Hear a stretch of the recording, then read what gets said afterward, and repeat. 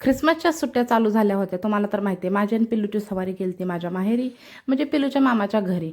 मस्तपैकी आम्ही ह्या मम्मीच्या घरी, नवीन घरी आम्ही आलो होतो. आता म्हणलं जुन्या घरी कशाला राहायचं, चला म्हणलं आता नवीन घरी आपण सुट्ट्या एन्जॉय करू. मग सगळेजण एकत्र येतात, म्हणजे माझ्या बहीण आली, बहिणीचा मुलगा आला, त्याच्यामुळे आम्ही दोघे एकत्र आलो. त्याच्यामुळे आमची दोघींची मुलं पण एकत्र आलं, एकत्र खाणं पिणं, एकत्र खेळणं, सगळ्या गोष्टी एकत्र चालू असतात. आणि सगळ्या जणांना खूप पण छान वाटतं असे बारक्या मुलांचं बोलणं ऐकायला, हे एकत्र खाणं पिणं. आणि तशा प्रकारे आमचा दिवस पण आम्ही तसं घालवतो दिवसभर.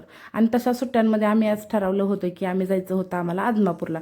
त्याच्यामुळे आमचं एका नाही सकाळभराची खूप तयारी चालली होती, खूप धावपळ पण चालली होती. त्याच्यामुळे आम्ही पिल्लू आणि ह्या संचितकडे लक्ष देत नव्हतं. मस्तपैकी त्यांचं खाणं पिणं, त्यांचं खेळणं हे चालूच होतं. आणि आम्ही मस्तपैकी तयारीत दंग होतो, कारण जायचं होतं आम्हाला आदमापूर, कोल्हापूरला आणि ज्योतिबाचं दर्शन करण्यासाठी. मस्त तयारी चालू होती. आणि म्हणलं चला एकत्र प्लॅन तर झालाच आहे, तर जायला तर पाहिजेलच ना. आणि आम्ही फर्स्ट टाईम सगळे जाणार होतो, त्याच्यामुळं तर खूप आनंदात पण होतो. आणि जाणार होतो आम्ही ते फक्त संध्याकाळी जाणार होतो, जेणेकरून आम्हाला डायरेक्ट पहाटे आरती भेटेल. म्हणून अशा रीतीने आम्ही सकाळ दिवसभराचं हे बघा माझं रुटीन होतं. तिथं गेल्यावर माहेरी माझा दिवस कसा जातो मला कळत नाही. सगळ्यांचं खाणं पिणं मस्त एकत्र असतं.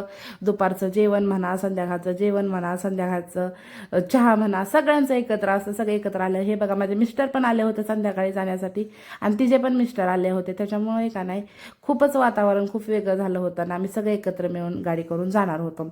आणि नंतर मग एका नाही म्हणलं चला जेवण तर करून जायलाच पाहिजे ना, त्याशिवाय. आणि मला आणि माझ्या बहिणीला जरा थोडासा गाडीचा त्रास होतो, म्हणून त्याच्यामुळे आम्ही दोघींनी पटकन जेवण केलं होतं. नंतर बाकीच्यांनी राहिल्यांनी जेवण केलं होतं. तोपर्यंत आमच्या दोघींची मस्तपैकी तयारी चालली होती. चला मग भेटू मग आदमापूरमध्ये.